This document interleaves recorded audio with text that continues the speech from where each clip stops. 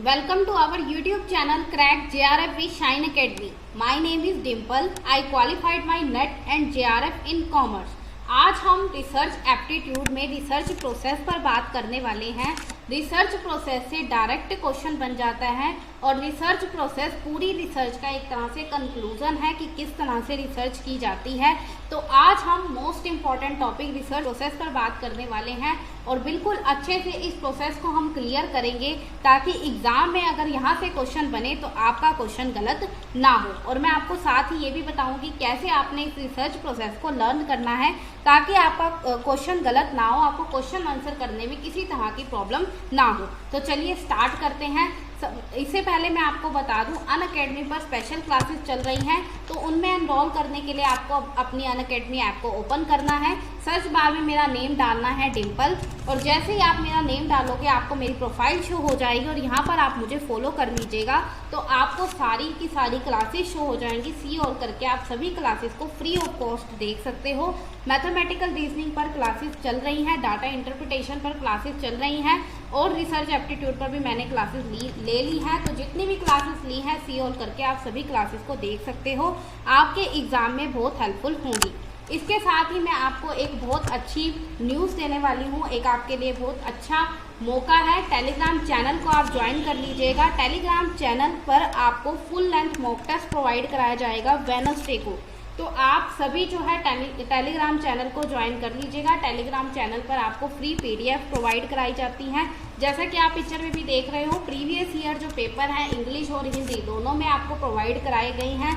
Practice set आपको provide कराए जाते हैं। डेली आपकी क्विज भी चलती हैं और जितने भी इंपॉर्टेंट नोटिफिकेशन होते हैं एग्जाम से रिलेटेड आपको टेलीग्राम चैनल के थ्रू इन्फॉर्मेशन पहुंचा दी जाती है। क्लास नोटिफिकेशन भी आपको टेलीग्राम चैनल के थ्रू पहुंचाया जाता है। अनअकैडमी पर जो क्लासेस चलते हैं उनका नोटिफिकेशन भी आपको टेलीग्राम चैनल पर मिल जाएगा। तो या आप सर्च करके शाइन अकेडमी टेलीग्राम चैनल को ज्वाइन कर सकते हो, यह लिंक आपको डिस्क्रिप्शन बॉक्स में मिल जाएगा, वहाँ से भी आप टेलीग्राम चैनल को ज्वाइन कर लीजिएगा। फुल लेंथ मॉक टेस्ट जो है वो वेडनेसडे को प्रोवाइड कराया जाएगा और यहाँ पर आप इमीडिएटली अपना रिजल्ट भी देख सकते हो और देन हम टॉप 10 स्टूडेंट का जो रिजल्ट है वो भी शेयर करेंगे। तो सभी जो है वेडनेसडे को तैयार रहिएगा और सभी इस मॉक टेस्ट को अटेम्प्ट जरूर करिएगा, ये आपके एग्जाम में बहुत हेल्पफुल होगा। तो चलिए, ये आपको न्यूज़ देनी थी, आप जो है टेलीग्राम चैनल को जरूर ज्वाइन कर लीजिएगा। अब हम बात करते हैं अपने टॉपिक की। आज का जो हमारा टॉपिक है रिसर्च प्रोसेस। तो रिसर्च प्रोसेस क्या होता है? प्रोसेस का मतलब आपको पता है सिस्टमेटिक चलना, स्टेप टू स्टेप। तो रिसर्च करने के लिए भी प्रोसेस यूज़ की जाती है, सीरीज ऑफ एक्शन यूज़ किए जाते हैं, कुछ स्टेप्स सिस्टमेटिकली कुछ स्टेप्स यूज़ किए जाते हैं ताकि जो हमारी रिसर्च है वो इफेक्टिवली कैरी आउट हो सके, इफेक्टिवली हम अपनी रिसर्च को कर सकें। ये जो है हमारी रिसर्च प्रोसेस होती है। अब चार्ट की हेल्प से देख रहे हो क्या क्या स्टेप फॉलो किए जाते हैं। First one is define research problem. सबसे पहले आप अपनी रिसर्च प्रॉब्लम देखते हो, उस प्रॉब्लम के बेस पर आप लिटरेचर रिव्यू करते हो और देन आप अपना हाइपोथेसिस बनाते हो। हाइपोथेसिस बनाने के बाद आप research design, sample design select करते हो। डिज़ाइन सेलेक्ट करने के बाद आप डाटा कलेक्ट करते हो। डाटा कलेक्ट करने के बाद आप उसे एनालाइज करते हो और एट लास्ट आप अपनी रिपोर्ट इंटरप्रेट करते हो। तो अभी मैंने आपको ओवरव्यू दिया, लास्ट में मैं आपको बताऊंगी कैसे आपने इसको याद करना है। तो वीडियो को एंड तक जरूर देखिएगा। हम वन बाय वन इन सभी स्टेप्स को डिटेल में समझते हैं। तो देखिए, सबसे फर्स्ट स्टेप क्या है? Define the research problem. सबसे पहले आपको अपनी रिसर्च प्रॉब्लम क्लियर कट पता होनी चाहिए, क्योंकि अगर रिसर्च प्रॉब्लम ही नहीं होगी तो किसी तरह की रिसर्च भी नहीं होगी। इसलिए रिसर्च प्रॉब्लम जो है आपको अच्छे से पता होनी चाहिए। The first and foremost step happens to be that selecting and properly defining a research problem. First step क्या होता है? किसी भी रिसर्च को कंडक्ट करने का फर्स्ट स्टेप होता है रिसर्च प्रॉब्लम को डिफाइन करना।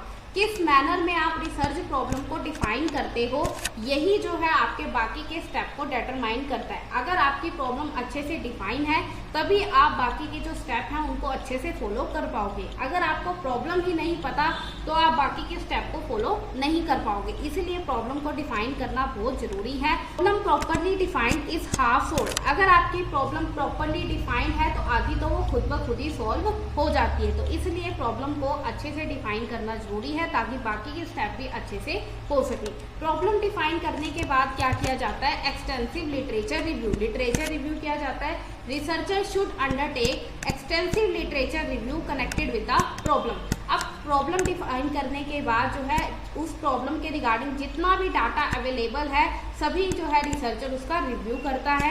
अब रिव्यू करने के लिए, डाटा को कलेक्ट करने के लिए वो academic journals, conference proceedings, government report, books, इन सब को जो है यूज़ करता है ताकि वो अपनी प्रॉब्लम का जो लिटरेचर रिव्यू है वो कर पाए। Reviewing literature can be time consuming. Literature को रिव्यू करना टाइम कंज्यूमिंग होता है, फ्रस्ट्रेटिंग होता है, क्योंकि इतने सारे डाटा को आपने रिव्यू करना है तो टाइम कंज्यूमिंग होता है, साथ ही साथ फ्रस्ट्रेटिंग भी होता है, बट ऑल्सो रिवॉर्डिंग, लेकिन रिवॉर्डिंग भी होता है। अगर एक बार रिसर्चर अच्छे से लिटरेचर रिव्यू कर ले तो उसको समझ में आ जाता है कि उसे अपनी रिसर्च में आगे क्या करना है, किस पर काम उसे ज़्यादा करना है, किन क्वेश्चन के उसे आंसर फाइंड आउट करने हैं। और लिटरेचर रिव्यू करना बिगनर्स के लिए बहुत हेल्पफुल होता है। बिगनर जो स्टार्टिंग होते हैं, जो रिसर्चर होते हैं, उनको बहुत ज़्यादा हेल्प मिल जाती है। अगर वो प्रीवियस डॉक्यूमेंट को देख लें तो उन्हें आइडिया लग जाता है कि किस तरह से उन्हें अपनी रिसर्च को प्रोसीड करना है। तो लिटरेचर रिव्यू आपको बहुत ध्यान से करना होता है।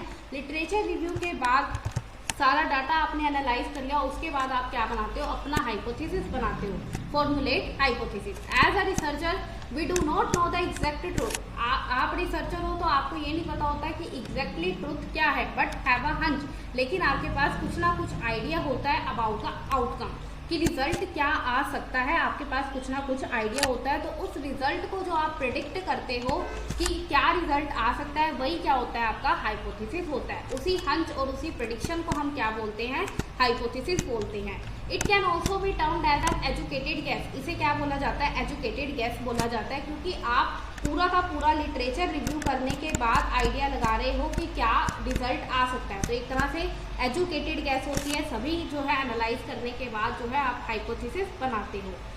और assumption about some phenomenon, this assumption is tested by collecting information। अब आपने जो है प्रिडिक्शन लगा ली, assumption बना ली, उस assumption को आप टेस्ट करते हो इन्फॉर्मेशन को कलेक्ट करके। डिफरेंट सोर्सेज से आप इन्फॉर्मेशन कलेक्ट करते हो और फिर आप उस assumption को देखते हो कि जो आपने assumption बनाई है वो सही भी है या फिर नहीं है। The role of hypothesis is to guide the researcher and ensure proper direction in which the study should proceed। जो हाइपोथेसिस का मेन रोल क्या होता है, रिसर्चर को गाइड करना कि किस तरह से उसने अपनी रिसर्च को करना है। एक तरह से रिसर्चर को प्रॉपर डायरेक्शन देना कि किस डायरेक्शन में उसने अपनी स्टडी को प्रोसीड करना है। ये जो है मेन एम होता है हाइपोथेसिस बनाने का। हाइपोथेसिस बनाने के बाद आप प्रिपेयर करते हो रिसर्च डिज़ाइन। रिसर्च डिज़ाइन क्या होता है, the research design is the blueprint और the framework for fulfilling objectives and answering research question. जो रिसर्च डिज़ाइन होता है वो पूरी रिसर्च का ब्लूप्रिंट होता है कि पूरी रिसर्च में आपको क्या करना है, कि पूरी रिसर्च में रिसर्चर क्या करना चाहता है, किन क्वेश्चन का वो आंसर फाइंड आउट करना चाहता है और किस तरह से उसने अपने ऑब्जेक्टिव को अचीव करना है। तो ये देखा जाता है रिसर्च डिज़ाइन में, यानी कि कंप्लीट एक मास्टर प्लान होता है कि किस तरह से अपनी रिसर्च को कंडक्ट करना है। तो रिसर्च डिज़ाइन जो है मेनली 4 टाइप्स के होते हैं। वैसे तो बहुत तरह के होते हैं, बट मेनली 4 टाइप्स के जो रिसर्च डिज़ाइन है उनको एनालाइज किया जाता है। तो first one is exploratory. Exploratory design is used when the problem is not clearly defined. Exploratory design तब यूज़ किया जाता है जब प्रॉब्लम जो है क्लियरली डिफाइंड नहीं है। रिसर्चर जो है अपनी प्रॉब्लम को एक्सप्लोर करना चाहता है, अपनी प्रॉब्लम के रिगार्डिंग ज़्यादा से ज़्यादा आइडिया जनरेट करना चाहता है, तब एक्सप्लोरेटरी डिज़ाइन का यूज़ किया जाता है। और ये इनफॉर्मल होती है क्योंकि यहाँ पर ज़्यादा से ज़्यादा डाटा कलेक्ट किया जाता है, तो इनफॉर्मल होती है। जहाँ से भी उसे डाटा मिलता है वहाँ से वो उस डाटा को कलेक्ट करता है। It provides significant insight into a given situation. एक सिचुएशन को ज़्यादा से ज़्यादा एक्सप्लोर करने के लिए एक्सप्लोरेटरी डिज़ाइन का यूज़ किया जाता है। एक्सप्लोरेटरी के बाद आता है descriptive. Describe data and characteristics about the phenomenon. यहाँ पर जब रिसर्चर को फिनोमिनन के रिगार्डिंग कैरेक्टरिस्टिक्स डिस्क्राइब करनी हो तब जो है डिस्क्रिप्टिव डिज़ाइन का यूज़ किया जाता है। Use to find the accurate description of a situation. किसी सिचुएशन को एज इट इजली जैसे वो एग्जिस्ट करती है उसी तरह से जब उसको डिफाइन किया जाता है तो डिस्क्रिप्टिव डिज़ाइन अपनाया जाता है। थर्ड वन आता है experimental. A series of test and trial is performed on a set of given variable to know cause and effect relationship between the variable। Experimental में क्या होता है, कॉज एंड इफेक्ट रिलेशनशिप देखने की बात की जाती है कि वेरिएबल्स में किस तरह का रिलेशनशिप एग्जिस्ट करता है, क्या कॉज है क्या इफेक्ट है। ये जब हमें जानना हो तो हम एक्सपेरिमेंटल डिज़ाइन का यूज़ करते हैं। उसके बाद आता है डायग्नोस्टिक। डायग्नोस्टिक क्या होता है, identifying the causes of a problem and the possible solution for it. Diagnostic क्या होता है, जब आपको प्रॉब्लम के सॉल्यूशन फाइंड आउट करने हो कि क्या पॉसिबल सॉल्यूशन हो सकते हैं और जानना हो कि प्रॉब्लम किस वजह से आई है, यानी कि जब आपको कॉजेज भी जानने हो, कारण भी जानने हो और आपको पॉसिबल सॉल्यूशन भी फाइंड आउट करने हो, तब डायग्नोस्टिक डिज़ाइन का यूज़ किया जाता है। तो बेसिकली ये 4 टाइप्स के डिज़ाइन यूज़ किए जाते हैं, एक्सप्लोरेटरी, डिस्क्रिप्टिव, एक्सपेरिमेंटल और डायग्नोस्टिक। अपनी प्रॉब्लम के हिसाब से जो है रिसर्चर डिज़ाइन को सिलेक्ट करता है। रिसर्च डिज़ाइन सिलेक्ट करने के बाद नेक्स्ट आता है सैम्पल डिज़ाइन। सैम्पल डिज़ाइन कैसे सिलेक्ट किया जाता है? When field study are taken in the practical life, consideration of time and cost almost invariably lead to a selection of respondent। अब जो है रिसर्चर देख लेता है कि कहाँ से उसे डाटा कलेक्ट करना है, तो उसके पास बहुत सारी पॉपुलेशन होती है, बट सारी पॉपुलेशन को तो वो स्टडी नहीं कर सकता क्योंकि इसको स्टडी करना टाइम कंज्यूमिंग भी होगा और साथ ही साथ कॉस्ट फैक्टर भी आ जाएगा। तो इसलिए उस पॉपुलेशन में से वो कुछ पर्सन को सिलेक्ट कर लेता है। जिन रिस्पोंडेंट को वो सिलेक्ट करता है उसे क्या बोलते हैं? हम सैंपल बोलते हैं। और ये जो सैंपल है इस पूरी पॉपुलेशन को रिप्रेजेंट करता है। और पॉपुलेशन में से सैंपल को निकालना, इस प्रोसेस को क्या बोला जाता है? सैंपलिंग बोला जाता है। अब सैंपल को कैसे सिलेक्ट किया जाता है, इसके लिए 2 टेक्निक्स अपनाई जाती है। First one is probability sample, second one is non probability sampling. Probability sampling क्या होती है? जब पॉपुलेशन में से हर एक सैंपल के आने के चांसेस इक्वल हैं तब प्रोबेबिलिटी सैंपलिंग को अपनाया जाता है। नॉन प्रोबेबिलिटी क्या होती है? जब पॉपुलेशन में से हर एक ऑब्जेक्ट के आने के चांसेस इक्वल नहीं है तो नॉन प्रोबेबिलिटी सैंपलिंग को अपनाया जाता है। प्रोबेबिलिटी सैंपलिंग पर वीडियो डाली हुई है, अगर आपने नहीं देखी तो प्लीज़ प्लेलिस्ट में जाकर उसको चेक कर लीजिएगा। Probability sampling, systematic sampling, cluster, simple, random, stratified, इन सैंपलिंग को अपनाया जाता है। और non probability like convenience, judgement, quota, snowball, इन प्रोबेबिलिटी को अपनाया जाता है। तो अगर आपने वो वीडियो नहीं देखी है तो प्लीज़ उसको देख लीजिएगा। इस तरह सैंपल सेलेक्ट करने के बाद नेक्स्ट आता है कलेक्शन ऑफ डाटा। अब जो आपने सैंपल सेलेक्ट किया है उससे क्या करते हो? आप डाटा कलेक्ट करते हो। तो डाटा 2 तरह का होता है, प्राइमरी डाटा और सेकेंडरी डाटा। प्राइमरी डाटा क्या होता है? Data collected first time. जब आप किसी डाटा को फर्स्ट टाइम कलेक्ट करते हो तो उसे हम प्राइमरी डाटा बोलते हैं। सेकेंडरी डाटा क्या होता है? डाटा ऑलरेडी एग्जिस्ट, जो डाटा ऑलरेडी पड़ा है, जैसे कि न्यूज़पेपर, प्रिंटेड पेपर्स में जो ऑलरेडी डाटा पड़ा है, जब आप वहाँ से डाटा को कलेक्ट करते हो तो उसे हम सेकेंडरी डाटा बोलते हैं। तो प्राइमरी और सेकेंडरी दोनों डाटा को कलेक्ट किया जाता है। डाटा कलेक्शन के बाद आप क्या करते हो? उस डाटा को एनालाइज करते हो। After collecting data, the next step is to analyze it. The larger data should be condensed into a few manageable groups and table for further analysis. जितना भी आपके पास डाटा है, अब आपके पास बहुत सारा डाटा आ जाता है तो उसको मैनेजेबल फॉर्म में डाला जाता है। मैनेजेबल फॉर्म में डालने के बाद आप उसको ईजिली से एनालाइज करते हो, जो आप इन्फॉर्मेशन लेना चाहते हो ताकि वो आपको ईजिली ऑब्टेन हो जाए, इसलिए डाटा को हम मैनेजेबल फॉर्म में डालते हैं। मैनेजेबल फॉर्म में डालने के लिए 3 टेक्निक का यूज़ किया जाता है। First one is editing. Data में एडिटिंग की जाती है ताकि देखा जा सके कोई भी एरर्स तो नहीं है, कोई मिसकैलकुलेशन तो नहीं है। उसके बाद आता है कोडिंग। कोडिंग में क्या किया जाता है? डाटा को क्लासीफाई कर दिया जाता है कि कौन सा डाटा क्वालिटेटिव है और कौन सा डाटा क्वांटिटेटिव है, ये काम किया जाता है कोडिंग में। और उसके बाद आता है टैबुलेशन। जब आप डाटा को टेबल, पिक्चर, ग्राफ की हेल्प से शो करते हो तो टैबुलेशन होता है। तो डाटा को डिफरेंट वेज होते हैं शो करने के। इस तरह से डाटा को मैनेजेबल फॉर्म में शो करने के बाद उसको एनालाइज किया जाता है ताकि जो आप इन्फॉर्मेशन ऑब्टेन करना चाहते हो वो आप इजीली ऑब्टेन कर सको। डाटा एनालाइज करने के बाद अब आपने सारा डाटा एनालाइज कर लिया, उसके बाद आपने जो हाइपोथेसिस बनाया था उसको आप टेस्ट करते हो, यानी कि जो आपने अजम्पशन बनाई थी, जो आपने फॉर्मुलेट किया था हाइपोथेसिस, जो आपने अजम्पशन बनाई थी, डाटा कलेक्ट करने के बाद आप देखते हो कि वो अजम्पशन सही भी है या फिर नहीं है, तो आप उसको टेस्ट करते हो। तो अब होता है हाइपोथेसिस टेस्टिंग। अब हाइपोथेसिस टेस्ट के लिए बहुत तरह के टेस्ट यूज़ किए जाते हैं, जैसे कि chi-square test, T test, F test, इन सभी टेस्ट का यूज़ किया जाता है हाइपोथेसिस को टेस्ट करने के लिए।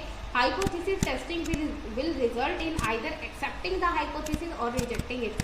हाइपोथेसिस टेस्ट करने के बाद आपको पता चल जाता है कि आपको अपने हाइपोथेसिस को एक्सेप्ट करना है या फिर रिजेक्ट करना है। मीन्स आपकी जो अजम्पशन अगर सही है डाटा के बेस पर तो आप उसको एक्सेप्ट कर लेते हो, अगर डाटा के बेस पर जो आपने अजम्पशन बनाई थी वो सही नहीं है तो आप उसको रिजेक्ट कर दोगे। तो हाइपोथेसिस टेस्ट करने के बाद नेक्स्ट स्टेप क्या आता है? Journalisation and interpretation.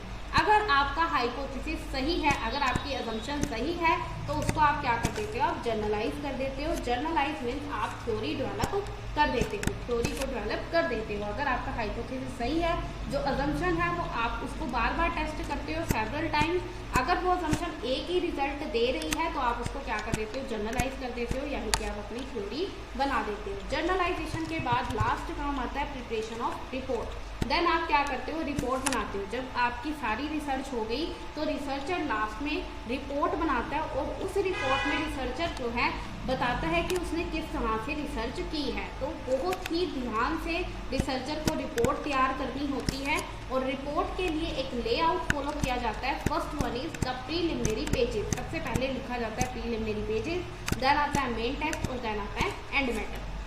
Preliminary pages में आप लोग डेडिकेशन, टाइटल क्या है, ये सब जो है एक्नॉलेजमेंट, ये सब प्रीलिमिनरी पेजेस में लिखा जाता है। मेन टेक्स्ट में आप लिखते हो कि मेन टेक्स्ट क्या है, रिसर्च का पर्पस क्या है, इंट्रोडक्शन क्या है, वो आप मेन टेक्स्ट में लिखते हो। एंड मैटर में आप लिखते हो बिब्लियोग्राफी की आपने कहाँ से जो है रिसर्च के लिए आपने कहाँ से मैटर को लिया है, वो आप बिब्लियोग्राफी में रिप्रेजेंट करते हो। तो इस तरह से यहाँ पर लेआउट फॉलो किया जाता है। अब मैं आपको बताती हूँ कि कैसे आपने इस रिसर्च प्रोसेस को याद करना है। सभी स्टेप हमने देख लिए। सबसे पहला था रिसर्च प्रॉब्लम, उसके बाद है literature review, hypothesis formulate, research design और sample design, then data collect, analyse the data, और देन इंटरप्रेट एंड रिपोर्ट। तो अब हम इसमें एग्जाम्पल लेंगे अपने एनडीए नेट एग्ज़ाम का, नेट के एग्ज़ाम का हम एग्जाम्पल लेंगे। तो सबसे पहले आपके पास नेट एग्ज़ाम को लेकर क्वेश्चन क्या आता है कि मैंने भी इस एग्ज़ाम को क्रैक करना है, मैंने भी इस एग्ज़ाम को क्रैक करना है। अब आपके पास ये प्रॉब्लम आ गई कि मैंने इस एग्ज़ाम को क्रैक करना है, कि मैं इस एग्ज़ाम को कैसे क्रैक करूँ। तो अब आप क्या करोगे, लिटरेचर रिव्यू करोगे कि मैं इस एग्ज़ाम को कैसे क्रैक करूँ। लिटरेचर रिव्यू में आप देखोगे, जो आप सक्सेस स्टोरीज देखते हो, स्ट्रेटेजी देखते हो, ये सब आप देखोगे कि किस पर्सन ने कैसे इस एग्ज़ाम को क्रैक किया है। आप स्ट्रेटेजी वगैरह देखोगे, सक्सेस स्टोरी देखोगे, वहाँ से आपको आइडिया लगेगा कि कैसे इस एग्ज़ाम को क्रैक करना है। उन सभी का आप स्ट्रेटेजी देखकर अपनी एक स्ट्रेटेजी बनाओगे, फॉर्मुलेट हाइपोथेसिस, अपनी स्ट्रेटेजी बनाओगे, अपना प्लान बनाओगे कि कैसे आपने एग्ज़ाम को क्रैक करना है। अपना प्लान बनाने के बाद आप क्या करोगे, रिसर्च डिज़ाइन सेलेक्ट करोगे, देखोगे डिफरेंट चैनल्स को देखोगे कि कौन से चैनल्स पर एनडीए नेट का सिलेबस प्रोवाइड कराया जा रहा है, कहाँ से आपने इसको कवर अप करना है। सभी चैनल को देखने के बाद आप जो है सैम्पल डिज़ाइन देखोगे कि आपने कौन से चैनल्स को फॉलो करना है, आपने कौन से चैनल्स को फॉलो करना है। उसके बाद आता है डाटा कलेक्शन। उसके बाद आप क्या करोगे, डाटा कलेक्ट करोगे, जितना भी आपको डाटा मिल रहा है, जितना भी आपको नोट्स वगैरह मिल रहे हैं, सभी आप जो है डाटा कलेक्ट कर लोगे। उसके बाद उस डाटा को आप एनालाइज करोगे, देखोगे कि जो आपने डाटा सेलेक्ट किया है, जो आपने चैनल सेलेक्ट किए हैं, वो आपको बेस्ट प्रोवाइड कर रहे हैं या फिर नहीं कर रहे हैं। अगर बेस्ट प्रोवाइड कर रहे हैं तो आप उसको एक्सेप्ट कर दोगे, अदरवाइज आप रिजेक्ट कर दोगे। और लास्ट आता है इंटरप्रेट एंड रिपोर्ट। अब आप एग्ज़ाम दे आए, आपका एग्ज़ाम क्लियर हो गया, देन आप अपनी सक्सेस स्टोरी सबको बताते हो कि कैसे आपने एग्ज़ाम को क्लियर किया है। तो वो किसका पार्ट बन जाएगा, आपका रिपोर्ट का पार्ट बन जाएगा। तो इस एग्जाम्पल के थ्रू भी आप याद कर सकते हो ताकि आप भूलो ना, क्योंकि एज इट इज़ जो ये स्टेप है वो आपका क्वेश्चन बनाते हैं, तो इसलिए ये रिसर्च प्रोसेस आपको अच्छे से याद होनी चाहिए। अब इसके साथ मैं आपको ये भी बता देती हूँ, ये फीड फॉरवर्ड क्या होता है। एफएफ का मतलब होता है फीड फॉरवर्ड। अब आपने एनालाइज किया डाटा को, आपने देखा कि डाटा किस तरह से है, अजम्पशन के बेस पर आपका जो डाटा है वो किस तरह से है। अगर डाटा में आपको किसी तरह की प्रॉब्लम दिखती है तो फिर से आप कहाँ पर जाओगे, रिसर्च डिज़ाइन में जाओगे, दोबारा से रिसर्च डिज़ाइन सेलेक्ट करोगे और उस रिसर्च डिज़ाइन को एक्सप्लोर करके दोबारा से डाटा कलेक्ट करोगे और फिर उसको एनालाइज करोगे। तो इस तरह से किसी भी स्टेप में अगर आपको प्रॉब्लम आती है तो आप पीछे चले जाते हो, फीड फॉरवर्ड बोलते हैं उसे, और यहाँ पर आप क्या लेते रहते हो, फीडबैक लेते रहते हो। डाटा कलेक्ट किया, अब फिर आप उसको एनालाइज कर रहे हो, यानी कि आप फीडबैक ले रहे हो। तो यहाँ पर लास्ट में भी क्या लिया जाता है, फीडबैक लिया जाता है। और ये जो रिसर्च प्रोसेस है वो कभी ख़त्म नहीं होती, एक प्रॉब्लम ख़त्म होती है दूसरी स्टार्ट हो जाती है, तो रिसर्च प्रोसेस जो है वो चलती रहती है। तो ये थी हमारी रिसर्च प्रोसेस। होप आपको अच्छे से समझ में आ गई होगी। किसी तरह का कोई डाउट है तो वीडियो को दोबारा देख लीजिएगा। अगर आपको वीडियो अच्छी लगी है तो प्लीज़ इसको लाइक कर दीजिएगा, साथ ही अपने फ्रेंड्स के साथ शेयर कर दीजिएगा ताकि वो भी अपनी एग्ज़ाम की प्रिपरेशन को अच्छे से कर पाएँ। और चैनल को ज़रूर सब्सक्राइब कर लीजिएगा ताकि आपको अपकमिंग वीडियो का नोटिफिकेशन मिलता है। अगर आपका कोई डाउट है तो कमेंट सेक्शन में आप पूछ सकते हो, किसी भी तरह का कोई भी डाउट है तो कमेंट सेक्शन में आप पूछ सकते हो। और ये हमारे कुछ सोशल चैनल हैं, इन सभी का लिंक आपको डिस्क्रिप्शन बॉक्स में मिल जाएगा। और टेलीग्राम पर जैसा कि मैंने आपको बता दिया है, वेडनेसडे को फुल लेंथ मॉक टेस्ट है, तो टेलीग्राम चैनल को आप जाकर जरूर सब्सक्राइब कर लीजिएगा। सभी का लिंक आपको डिस्क्रिप्शन बॉक्स में मिल जाएगा, तो आप जरूर डिस्क्रिप्शन बॉक्स में जाकर सभी चैनल को ज्वाइन कर लीजिएगा। चलिए मिलते हैं अपनी नेक्स्ट वीडियो में किसी नए टॉपिक के साथ। Work smart and shine your future. Subscribe our YouTube channel Crack JRF with Shine Academy and press bell icon so you never miss the updates.